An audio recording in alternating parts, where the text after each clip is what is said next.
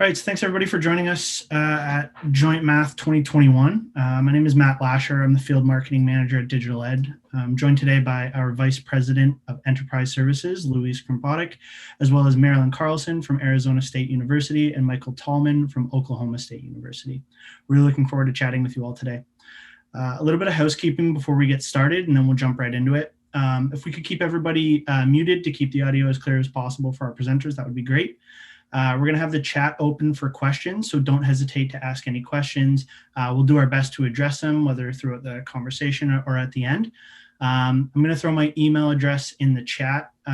If you have any questions, if you'd like to chat further or want to learn more about Digital Ed, Mobius, or the placement test we'll be discussing, I'd be happy to help you out.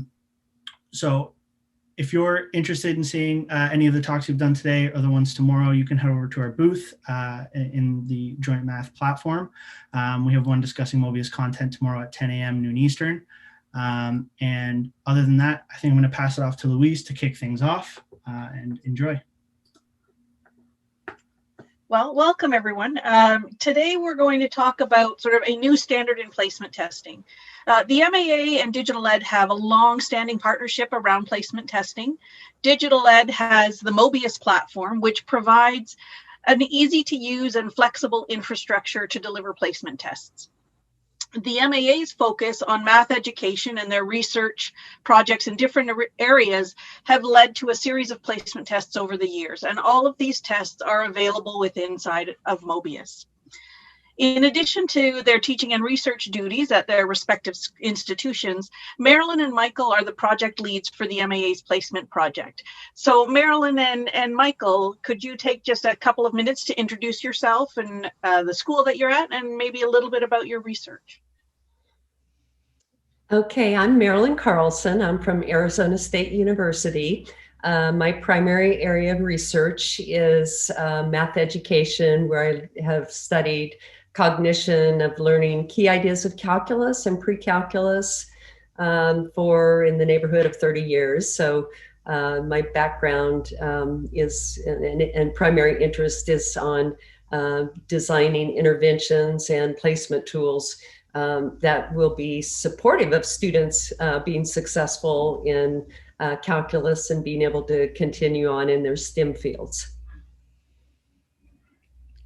Hello, everyone. I'm Michael Tallman. I'm an assistant professor in the Department of Mathematics at Oklahoma State University.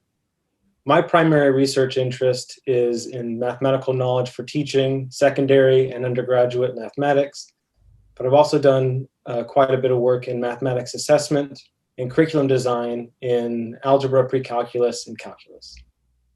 Great, thank you. Well, thank you both for joining us today. The Digital Ed MAA Placement Test Suite is a flexible platform and includes the original placement tests, which were skill-based tests from the MAA, as well as algorithmic versions of these tests.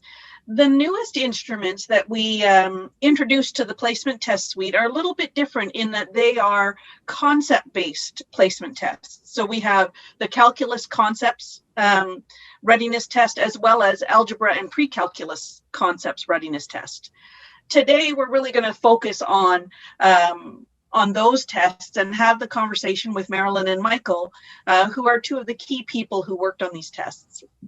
So I'd like to start with maybe just a high-level question to both of you. In your view, what is, and maybe what should be, the purpose of placement testing? So maybe, Michael, do you want to start this time? Sure. Well, I'll answer this very generally.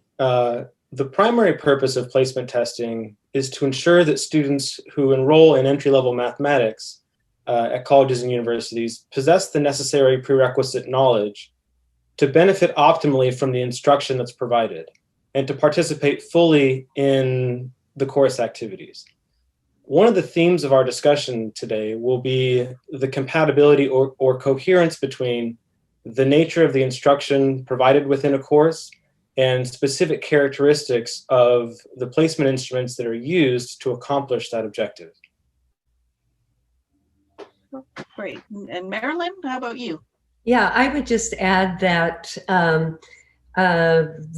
there's real value in the professor getting feedback about what students know in the course. And many times calculus and pre-calculus, we will begin with these broad assumptions that students have deep understandings of the ideas that the current course builds on. And without a well-designed placement test, oftentimes the professor is deceiving themselves, and they're really out of touch with the knowledge base that the students bring to the course. So in addition to, determining whether the student is in the right course, also, as you look at the scores on individual items, you can, as an instructor, gain insights about, particular areas that in which, that your class of students might have some deficiencies. So can you maybe explain a little bit about what makes the newest concept-based instruments different from the original placement tests, and what type of research is behind the concept-based tests? Okay, I'll go ahead and jump in on this one to begin with, and Michael, please add on as you see fit. So the primary difference is that the concept assessment instruments began with qualitative research into student learning in calculus. So there was a long journey of identifying the primary understandings and ways of thinking that pre-calculus level students should have, or that they need to have, in order to have any chance of understanding limit, derivative, related rate problems, and so forth in calculus. So unlike many tests that their validation process starts with kind of correlating with another old-fashioned test, this test, the CCR and APCR, began with on a solid foundation of unpacking the key ideas of pre-calculus that are needed for learning key ideas of calculus. So you'll see many tests that focus on the skills, and mathematicians often, the first thing they see when they get their calculus student is, oh, they can't do the derivative property, the law of, or they can't do the distributive property. They see problems with the laws of exponents and so forth. And they're not noticing how students are understanding ideas of rate of change, function notation, function composition, which are so critical for doing word problems and learning any ideas, most ideas of calculus. So anyway, that foundation of having a framework that describes and characterizes what's entailed in understanding the key ideas of calculus, and then a long process of validating individual items to assure that they are a good measure of students' understanding of those ideas. And I'll just add, Louise, a little bit in response to the second part of the question about the research that inform the development of these assessments. If I can quickly share my screen. I hope everybody can see this slide here. To really appreciate some unique features about the placement exams that Marilyn mentioned, it's important to understand a distinction between two different really general genres or kinds of educational research, one of which is much more recent, and that's called design-based research. So prior to the early 1990s, most educational research, specifically in mathematics education, focused on identifying instructional practices, particular characteristics of curricula that had a positive influence on students' achievement outcomes. But that research didn't really focus on making contributions that would enable the investigators to understand the mechanisms of whatever it is they were trying to influence, most often student learning. And so design-based research became more popular in the 1990s and early 2000s as a result of the theoretical tools that were available and methodologies that stemmed from different theoretical tools available in educational research to begin to investigate some of the conceptual mechanisms involved in constructing different mathematical ideas and productive mathematical conceptions. And so this kind of research, exclusively qualitative design-based research, strives for making theoretical contributions that result in an understanding of what it means to understand mathematical ideas productively and how these understandings can best be supported through instruction and curriculum design. And so this diagram sort of is a little bit of a simplification of kind of the research process that informed the development of the placement instruments that we're going to get in more detail describing later. Task-based clinical interviews is a kind of methodology that enables an investigator to explore the nature of students' mathematical conceptions and to abstract characteristics of their ways of reasoning or ways of thinking. And this is a large body of educational research that both Marilyn and I have contributed to and learned from the literature to develop items that we used in clinical context to explore the ways of reasoning that students would demonstrate. Equipped with these models of how students conceptualize particular ideas, an investigator or curriculum designer is positioned to design interventions, either instructional or curricular interventions, to influence students' understanding, to try to move them along a trajectory to build more productive conceptions. A very common methodology for studying the implementation of these instructional or curricular designs is called a teaching experiment. And so a product of a teaching experiment is a model of not just students' current conceptions, but how those conceptions can be influenced through instruction. And it results in a model of students' learning. And again, being a qualitative methodology, typically these teaching experiments are conducted with small numbers of participants. And so through replication and iterative implementation of teaching experiments, these models of students' learning become refined and increasingly viable and validated. So I want to give a little bit of an example to make my description of this research a little bit more concrete. And I want to talk a little bit about constant speed and then illustrate some of these ideas with items from the assessments in a moment. But just to kind of make a little bit more specific what I mean when I say a model of students' understanding or a model of students' learning.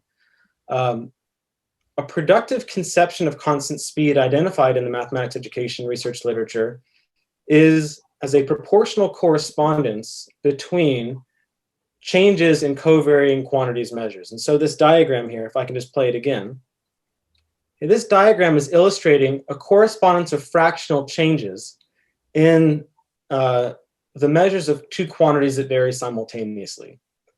And so, of course, in the context of constant speed, the two covariant quantities are accumulated distance and elapsed time.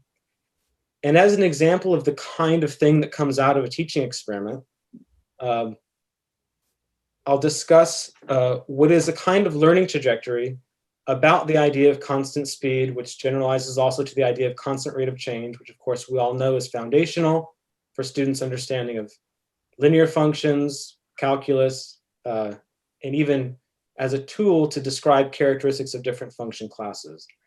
So I'm summarizing here what I think is a really good example of the kind of research that informed the design of these assessments. This is by Pat and Alba Thompson, describing a trajectory for students' conceptions of speed. And this also can generalize to rate of change more generally. So initially, kind of a very basic understanding of speed that students will demonstrate is as a kind of an iteration of a length. So to say that an object is traveling at r feet per second, students will initially conceptualize that as a distance that implicitly corresponds to one unit of elapsed time. What's really important about this initial conception is that it doesn't entail an image of two independently varying quantities. The image of time is implicit in these iterations of these speed distances. Thompson and Thompson describe this as conceptualizing speed as a distance and time as a ratio. Time as a ratio is about computing a ratio to determine the interval of time over which an object travels a particular distance.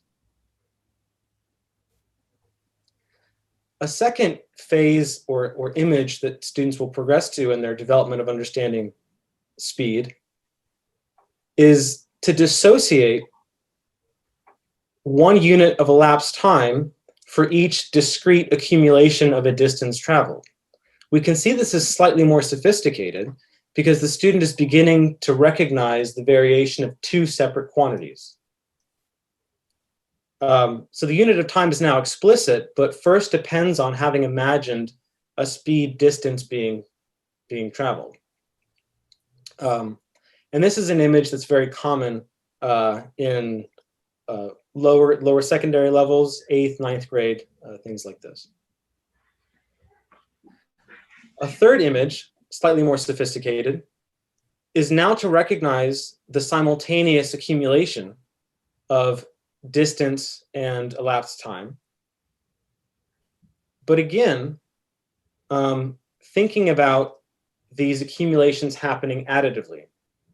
You'll notice that the distinction between a lot of these images is in how the student is conceptualizing the variation of the two quantities that are being compared.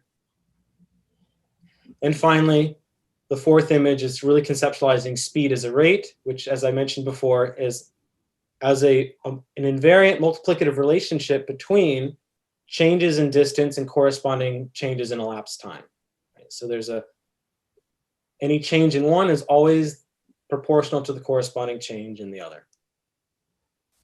Now, I illustrate I very briefly summarize this learning trajectory because this is the kind of thing that Marilyn and I would refer to in developing items to assess students' conceptions of foundational ideas like rate of change.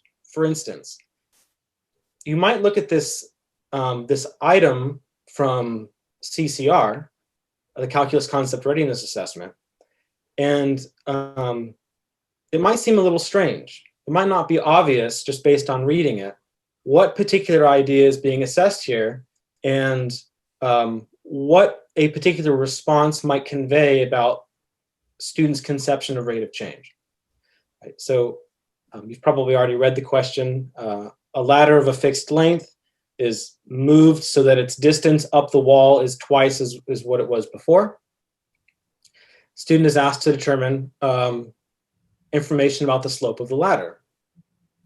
This is a question about students' conception of rate of change being a multiplicative comparison of a vertical change and a horizontal change. Students have to recognize that because the ladder is a fixed length, if the vertical change from the floor is doubled, that simultaneously decreases the length of the base of the ladder, the horizontal distance at the base of the ladder from the wall. And so its multiplicative comparison will result in a value that's more than twice what it was before. This is an example of a question that's targeted specifically on the idea of rate of change as a multiplicative and not additive comparison.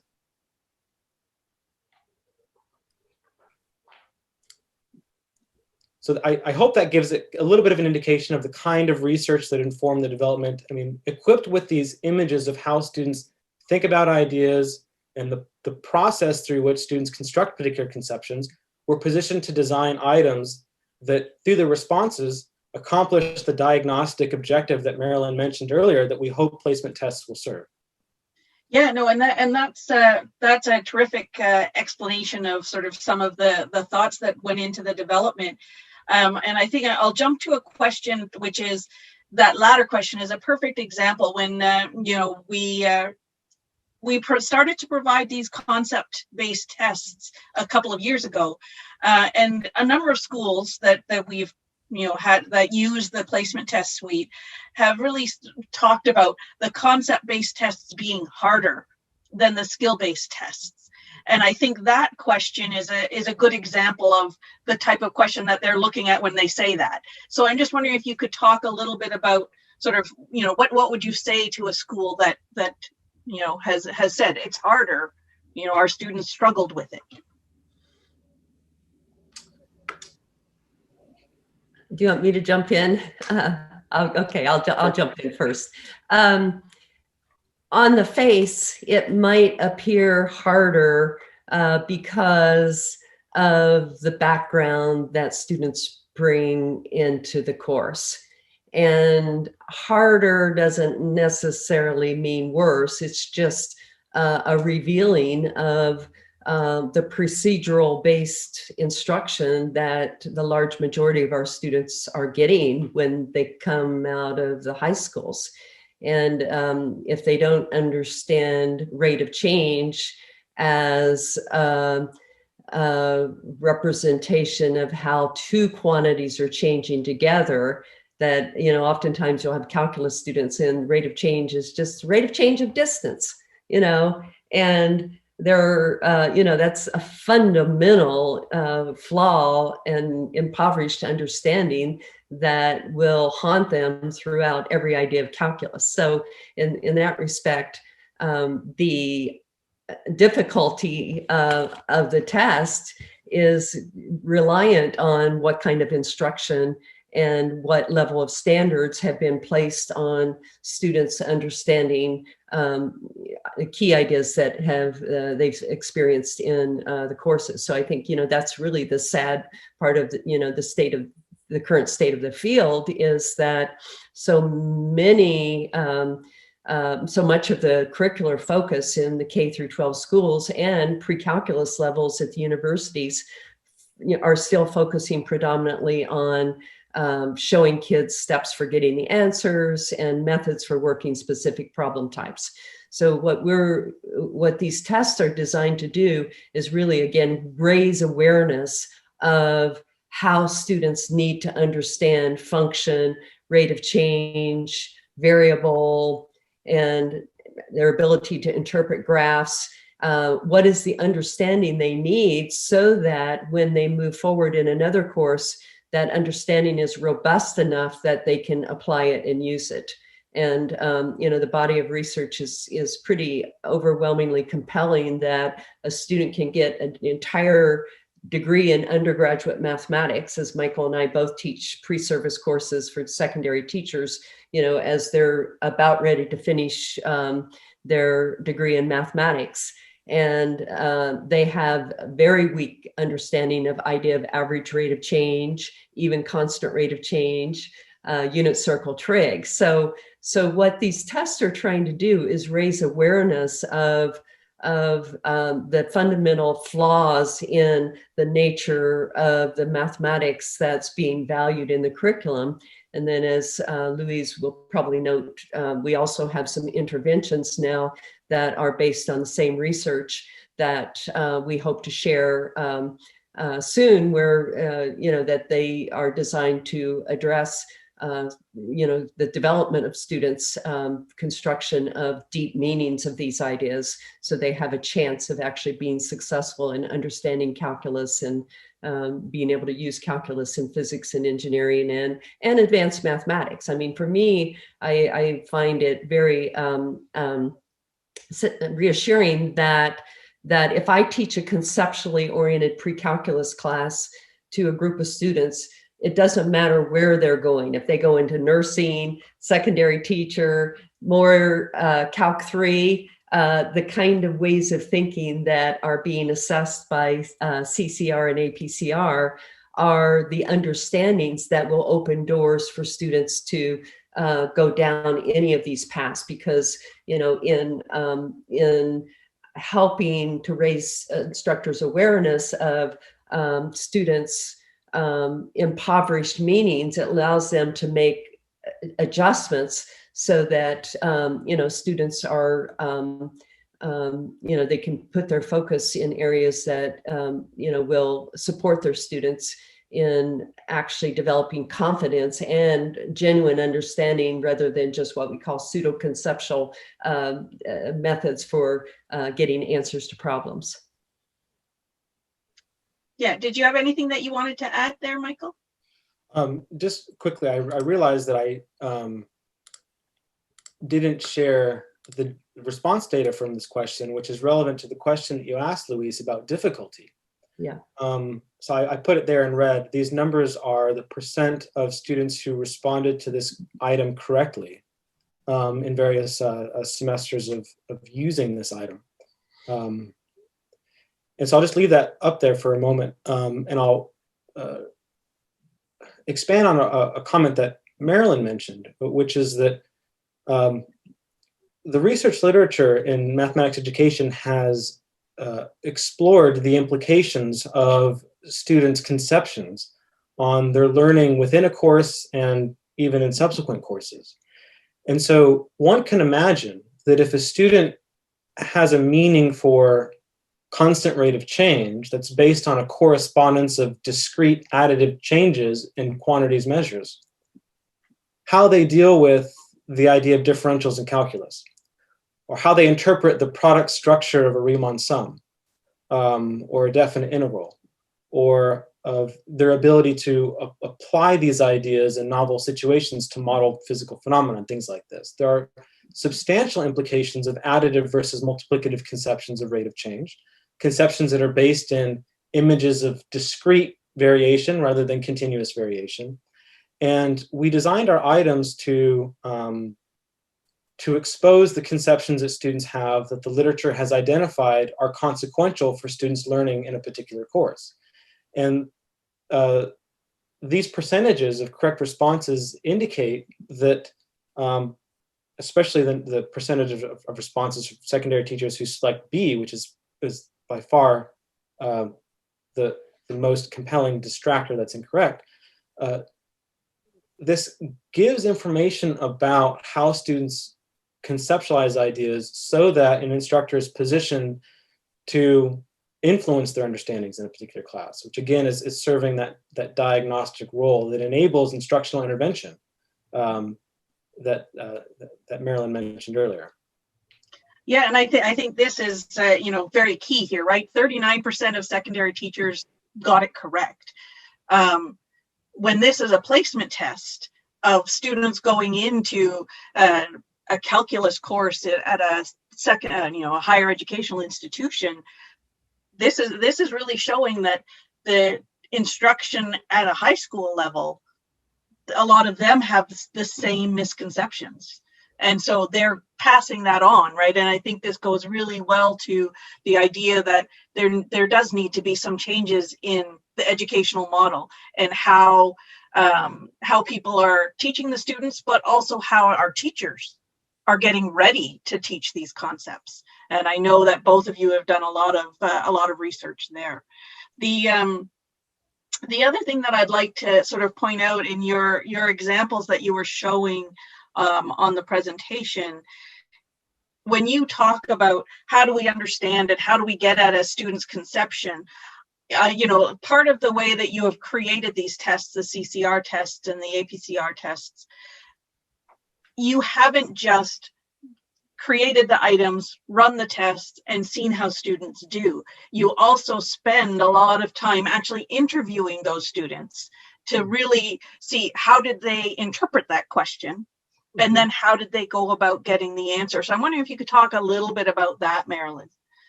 Yeah, so the issue of validity and reliability. So there's, there is a paper, and I think Michael has a slide for the link to the paper with that a group of us wrote that talked about the development process of the CCR. So if you're interested in more detail, you can find that paper on a slide somewhere eventually here.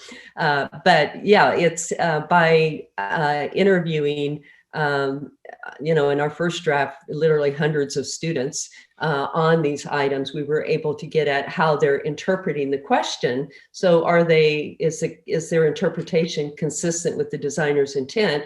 And then as we administered the test to large groups, then we would pick students to interview that had answered A, B, C, D. So we also have documentation of ways of thinking that they would be exhibiting if they answered a particular incorrect, if they selected a particular incorrect answer.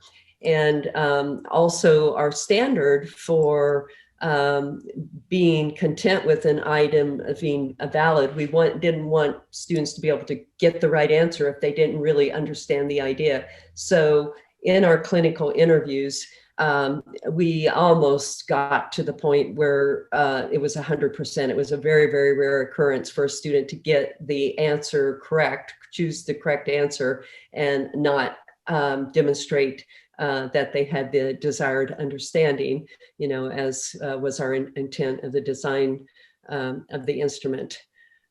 We also have collected lots of quantitative data once the test became stable to determine what the correlation was between score on CCR and grade in calculus, as well as if you're looking at it as a placement test. Maybe Michael, before I go on, you might want to talk about the correlation here. Yes, I'm just sharing a slide here with some data on the correlation of CCR score and GPA. We've collected data like this at different sites that have been using these instruments, and have been pleased with how predictive these instruments appear to be in terms of their predictability with overall course grades and their alignment with students' GPAs. Now, there are different ways of going about the task of accomplishing reliability and validity, or satisfying sort of minimum standards for reliability and validity when designing an assessment. I think a little bit later I'll talk about the distinction between more concept-based placement exams and more adaptive placement instruments. So I'll hold off on that, but I'll just say for the moment that based on the data that we've collected at different sites, the CCR, APCR, and of course PCA, which Marilyn and her colleagues developed previously, all of these instruments are predictive of students' success in courses to a rather high level, and are in alignment with other metrics for students' educational achievement. I'll just add that one of the most common questions we've gotten over the years is, well, what's the break score? If I give this to my students the first week in calculus, what's the highest score that they need to get to be retained in the course? And we try not to give absolutes, but our data suggests some pretty hard cutoff points at the low end. But we do encourage each place to, collect their data, look at the correlations themselves and make adjustments. But I think as a first pass of using the instruments, these lower levels, 0 through 8, I've been giving these tests and teaching for years. And I can tell you that you're doing the students, you're helping tremendously your success rate in calculus, and the quality of the course you can deliver. Because if you keep these students in your course that just score a 4, 5, 6 on CCR, they're going to be dominating the conversation with questions. They're not going to be happy with the instruction because they're not able to understand any of the ideas of calculus for the most part. So so we do have some data and are always willing to help make suggestions, but we do, encourage places to also look at their local data to kind of fine tune, the exact cutoff. Yeah, and I think that's a really important point, right?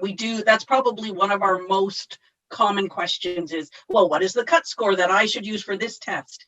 Mm-hmm. And I think, what you've said there is extremely important in terms of here's a cut score that you could use, but then it's up to each institution. You have to do the data. You have to collect the data, run the tests, and then compare it year over year, because every institution's students are slightly different, right? The students are slightly different. The courses that they're going into may be a little bit different.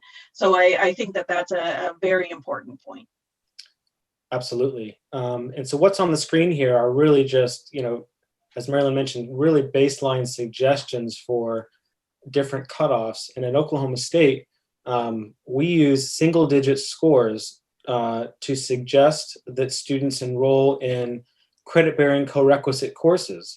And back to one of the affordances of these concept-based placement instruments, we can take these scores and students' particular responses to questions that enroll in these credit-bearing co-requisite classes and design instructional experience for them that typically that specifically target the unproductive ways of thinking that they demonstrated on these placement instruments.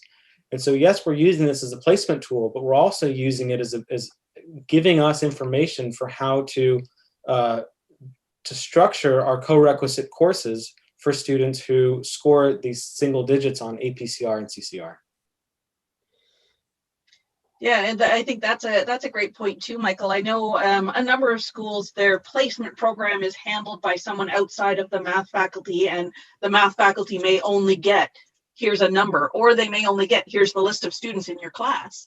But I think, a lot of what you and Marilyn are talking about here, it is important for the instructors to have some insight, some view into how are students answering the questions on the placement, so that you can appropriately address some of those misunderstandings, misconceptions, and hopefully help the student move along in the program of study that they want to get into. So I guess maybe that's I know we had a couple of other questions and I'll come back to them, but I guess this kind of leads into, how do we support students after placement, right? Like, a lot of studies have shown that students who go into a remedial stream, less likely to end up in STEM studies. And so, what are some of the things that can be done to help students succeed? And I know, Michael, you mentioned co-requisite courses, and I know that has been a topic of conversation in the last few years of, does that help? And what else? What are your thoughts on other ways? Yeah, well, I'll just say that it's well documented in the literature, whether you look at mathematicians, just doing kind of a program review, or math educators looking at student learning in undergraduate mathematics, that sending students back to yet another skill-based course where they're not supported in using their own reasoning, developing confidence in making meaning, and the expectation that these ideas can be used to solve problems. So without those learning goals for students, and the image of remediation as factoring, solving for X, simplifying, and that's all you focus on, the data is very clear that none of these students, for the most part, are going to make it to the end of Calc 2. And these are students that are coming into universities taking pre-calc that's designed to lead them into a STEM field. So this is our research group, and Michael and I have worked together for years, and we've got a large research group at ASU that's built a lot on Pat Thompson's work, cognitive work on student learning as well, that has redesigned pre-calculus instruction in such a way where we're targeting proportional reasoning, variables vary, constant rate of change, the meaning of average rate of change, not just calculated. On CCR, there's an item that asks students to compute the average rate of change of a quadratic function on an interval from 1 to 4. And the most common answer is add them up and divide by 4, instead of looking at understanding constant rate as or average rate as a constant rate on an interval that achieves the same gain in the output as the original function. And without those kinds of understandings, the students the Calc 2 and Calc 3 get so hard that if students don't shift to that orientation of meaning making and understanding ideas, regardless of whether they've got traditional or conceptually based instruction, the course will just move too fast, and we're not going to be getting more students through. So admittedly, our approach of, for myself and many others, has been 35 years of really drilling down one idea at a time of what it means to understand this idea, and then how can we design instruction. So behind the theoretical part of CCR and APCR, for me personally, there's in the neighborhood of 12 dissertation studies that have begun to develop online instruction now with assessments that are gauging the effectiveness of the online instruction for supporting students in building these deep understandings. You know, and as Louise mentioned, you know, we're in the process of moving it over to Mobius, to the digital ed platform, and hope to have that available. But in the short run, if anyone wants to email me, I'm happy to share, you know, the current draft of some of our materials that are not in the Mobius platform.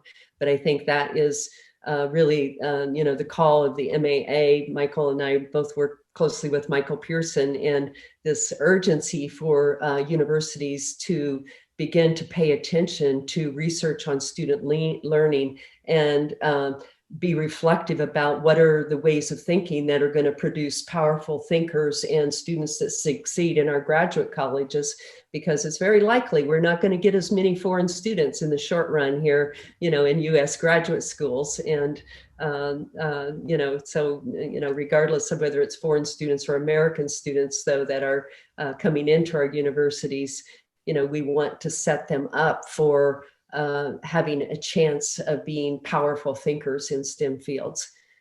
So I think, you know, what we call for is not only our group, but more groups to begin to pay attention to the research as they revise their textbooks. Did you have anything you wanted to add there, Michael? Yeah, just quickly. So this question about how best to support students after placement is absolutely essential. And we mentioned sort of at the beginning the importance of placement and instruction working coherently together, as well as remediation. So I'm quickly going to share some information from Oklahoma. And I expect that the situation is likely similar in other states, perhaps better, but not satisfactory at all. What I'm sharing here is some information about graduation rates at post-secondary institutions in Oklahoma, broken down, at least a couple of these graphs broken down by race. And we notice, I'm not going to get into a lot of the details of some of these charts, but we notice the 6-year graduation rate at all institutions across Hispanic, Black, White, Asian, 36, 26, 38, and 43% respectively. That's just unacceptable. And mathematics is, as we very likely know, one of the main reasons that, and this is not just STEM disciplines, this data, this is for all students, but certainly in STEM disciplines, mathematics courses, particularly calculus, is one of the main reasons that students don't complete their degrees in a timely manner or at all. If you're not familiar with some of the data that was produced from the MAA study on student success in college calculus, it supports that conclusion. And so about 5 years ago, Oklahoma State University and the Department of Mathematics really committed itself to implementing a more meaningful placement testing program. We currently use an adaptive placement test and placement tests like APCR, CCR, and PCA, but we're using these more conceptually focused placement tests specifically to identify students who might benefit from enrolling in our co-requisite courses. We have co-requisite courses for a class we call Math Functions, sort of a class that is a little bit lower level than college algebra. We have co-requisite instruction for college algebra and for Calc 1, and we're working on co-requisite for business calculus as well. And if you're not familiar with the co-requisite sort of model for remediation, these students are in these credit-bearing courses. They take the same exams as all other sections of the course, but there's just more hours of instruction. They meet 5 days a week for the same number of credit hours, and the additional instructional time is devoted to incorporating opportunities for students to reinforce their understanding of important prerequisite concepts, just like the things that are the focus of these APCR, CCR, and PCA assessments. And so co-requisite instruction by itself isn't a panacea. It's not a solution by itself. It has to be designed in ways that specifically address the reasons why students aren't successful in these credit-bearing courses. And so students can enroll in these classes with particular scores if they're below particular cutoffs on APCR, CCR, or PCA. And what these charts here are showing is a comparison of success rates for students in traditional sections versus co-requisite sections. The orange is co-requisite, the black is regular sections of these different courses. And it's really impressive, and we're very proud of the fact that for a few years now, we've been able to have success rates either very close or success rates in the co-requisite sections exceeding the success rates in regular sections. And again, all these students take the same exams. These are coordinated lower division mathematics courses with common exams, common finals. And we've designed our co-requisite program to be specifically in alignment with the content of these placement tests that are focusing on incorporating experiences for active learning, incorporating research-based instructional materials like the ones that Marilyn just mentioned. It's very important to have instructional resources that specifically address the unproductive conceptions that students bring into some of these entry-level courses and which are identified on these placement instruments, to incorporate meaningful applications into the curriculum to enable students to leverage their intuitive reasoning and to have a foundation for generalization to more advanced mathematical structures and representations, and to have conceptually focused summative assessments that reflect the ways of thinking we want students to develop, and then also attending to students' affect within these courses. These 5 things have comprised kind of what we consider the principles of co-requisite instruction at Oklahoma State. But all of it sort of stems from and is supported by information we have from students' placement, the scores on these placement tests. That's an essential component of how we've been able to improve student success rates in our lower division courses substantially. Because prior to offering these co-requisite courses, when students enroll in a lower course that isn't either a credit-bearing course or isn't a part of their degree program, their long-term chances of success are substantially diminished. And their likelihood of graduating on time is substantially diminished. And so this is one of the things that we've done to try to align our placement exams with curricula and instruction and co-requisite courses to improve our student success. And we've been pleased with the results. You know, that I think that you know, part of your research is really showing that we need to rethink what is placement. You know, we started the session with, you know, what is and what should placement be, and I think, you know, all the things that you've talked about here today are really exactly that, right? Like, we need to, as educators, think about what is placement, what should it be, and how should it be incorporated into the entire learning scope for students, right? Like, it shouldn't just be a standalone test. It's, you need to, that information feeds into both the instructor's knowledge and how you can, you know, alter your instruction or supplement your instruction to help the students to get them to succeed. Because I think as educators, we all want our students to succeed in the end. I'm gonna sort of pause here because I see that we're at about 10 to 5, just to see if there are any other questions. We have a couple of other questions that we can cover, but let's pause here and just Michael, Marilyn, do you have sort of some last words before we maybe ask a couple of additional questions? And if anybody in the audience has questions, feel free to put them into the chat.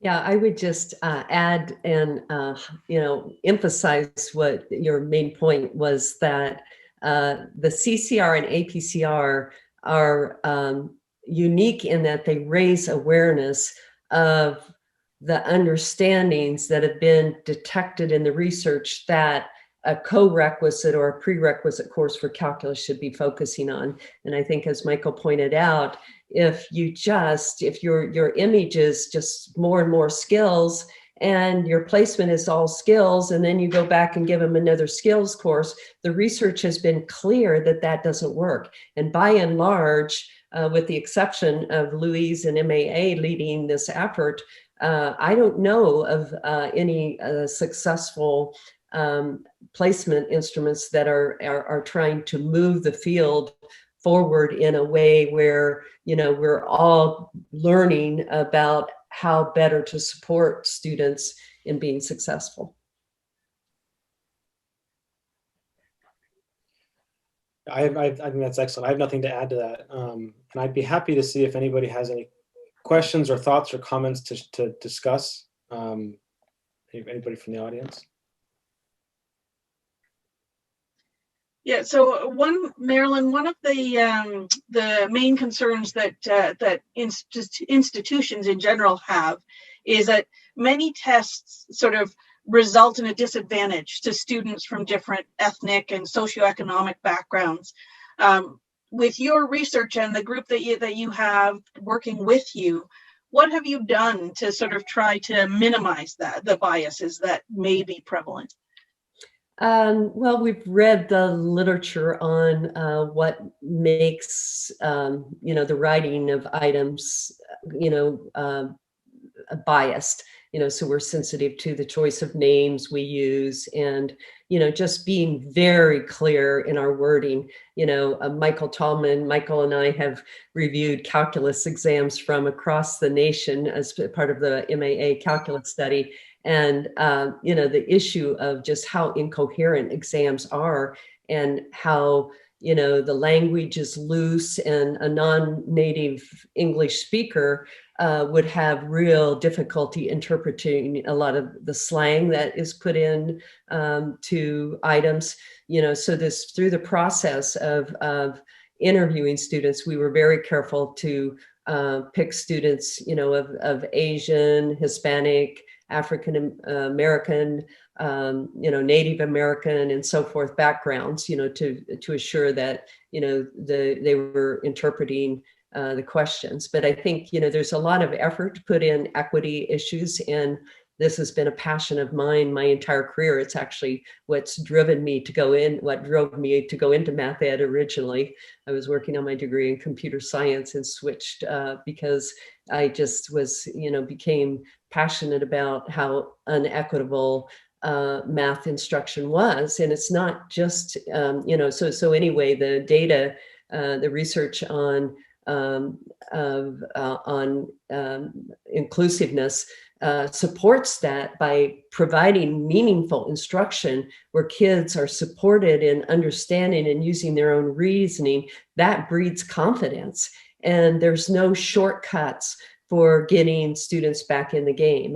And by shifting to a conceptually oriented approach to, helping students learn to develop these ways of thinking and general problem solving abilities of persistence and making sense of symbols and word problems on their own, then they can stay in the game, and it's that genuine belief in their own ability to reason is the key to equity. And oftentimes, as you shift to conceptually oriented instruction, this has been one of the fun things for me about our pre-calculus learning tools, is that it levels the playing field, because even the kids that have been getting A's, they have weak meanings of the ideas. So you deliver up a course with an assessment that's aimed at supporting student deep learning, and everybody is struggling because that it's you're asking them to use their reasoning and develop deep meanings, which they're not used to doing. So, but then on the flip side, the satisfying thing is once you see a lot of these kids that come into your courses, having very weak confidence, and they don't view themselves as a math person. When you shift to this conceptually oriented meaning making, then they start to like math, and oftentimes we'll have females and minorities more commonly. We have one study at Middle Tennessee where the conceptually oriented approach was disproportionately advantaging the minority students, because they were the ones that wouldn't just play the games of how do I get through this course and get my A or B so I can go on and become an engineer. When they didn't understand, they were more likely, females particularly too, that oh, I must have hit the wall, you know, and they believe everyone else is understanding. So I think that's really the beauty of moving the courses. You know, we've all been to the doctor's office or optometrist, and they hear, or my guy that did my knee replacement surgery, he goes, oh my gosh, you're a math person. And I'm like, you made it through medical school. I know that you could have loved math and been good at calculus. So my view is that we're cheating even our brightest students out of an opportunity to learn the beautiful ideas of calculus, you know, when we don't set them up for understanding what graphs are representing, understanding how to, you know, write mathematical formulas that express meaningful relationships between quantities, you know, versus, you know, if they don't develop that way of thinking about mathematics, if it's just a box of how do I move these symbols around, you know, they tend to leave the course very unsatisfied.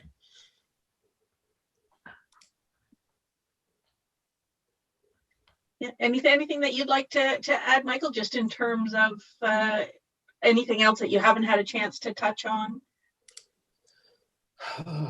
Well, there are a lot of things I haven't had a chance to touch on. So I'll have to. Michael has 3 times as many slides. Just let him go. I probably do.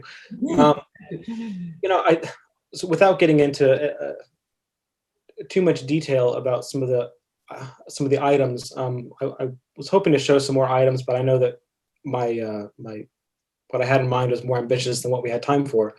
But I'll just mention that there are lots of resources that accompany these assessments, like taxonomies of descriptions of ways of thinking and ways of understanding that these instruments assess, research articles, or articles in even sort of more practitioner-focused publications that that clarify the understandings that these items are assessing and describe why these particular ways of thinking and these understandings were the focus of these assessments. What are the implications of students having these particular ways of thinking for their success in calculus and other entry-level mathematics courses?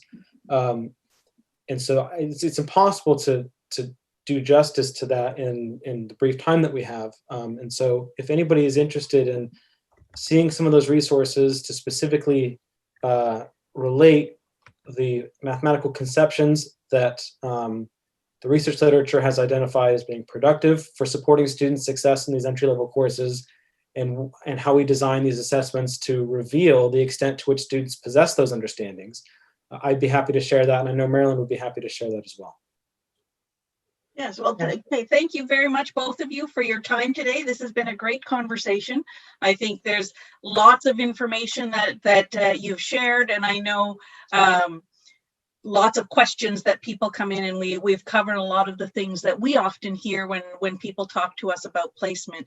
But I think really these new concept-based tests are really geared towards, you know, getting at what are those student misconceptions, misunderstandings, and then figuring out how do we address those going forward while still helping the students be successful in their post-secondary career. So thank you very much for your time today, and it was a pleasure talking to you. Thank you, Louise. And I'll just follow up that if anybody wants to reach out to me about these online resources in the day and age of COVID, just shoot me an email and I'm happy to follow up with the conversation with you. Thank you, Louise.